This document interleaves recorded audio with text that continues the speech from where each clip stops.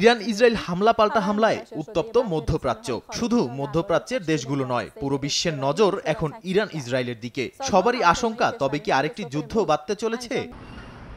এ অবস্থায় উদ্বিগ্ন বিভিন্ন দেশ। এর আগে সিরিয়ার দামেস্কে ইরানি কনসুলেটে হামলার জবাবে যখন ইসরায়েলে ক্ষেপণাস্ত্র ছোঁড়ে ইরান, তখন চীন বলেছিল তেল আবিবকে রুখে দিতে একাই যথেষ্ট তেহরান। এবার ইসরায়েলের হামলার পর চীন বলল, যে কোনো পদক্ষেপ যা আঞ্চলিক উত্তেজনাকে বাড়িয়ে দেয় তার বিরোধিতা করে চীন। ইতালি সব পক্ষকেই উত্তেজনা কমিয়ে আনার আহ্বান জানিয়েছে। ইউরোপের দেশ নেদারল্যান্ডসও উদ্বেগ জানিয়েছে। ইউরোপীয় ইউনিয়ন প্রধান উর্সুলা ভন ডার লাইয়েন আঞ্চলিক স্থিতিশীলতার জন্য সব পক্ষকে শান্ত থাকার আহ্বান জানিয়েছেন। এছাড়াও কানাডা, ফ্রান্স, জাপান সহ বিভিন্ন দেশ আঞ্চলিক স্থিতিশীলতা বজায় রাখার আহ্বান জানিয়েছে। যদিও পশ্চিমা দেশগুলো সরাসরি ইসরায়েলের হামলার ঘটনায় নিন্দা জানায়নি। বিকাশে কম খরচে ক্যাশ আউটের লিমিট বেড়ে 50,000, প্রিয় এজেন্টও 2টা।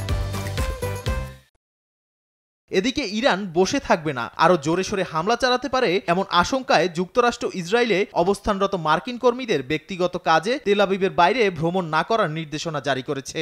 অস্ট্রেলিয়াও তাদের নাগরিকদের ইসরায়েল ছাড়তে বলেছে। নাদিম মারজান, সময় সংবাদ।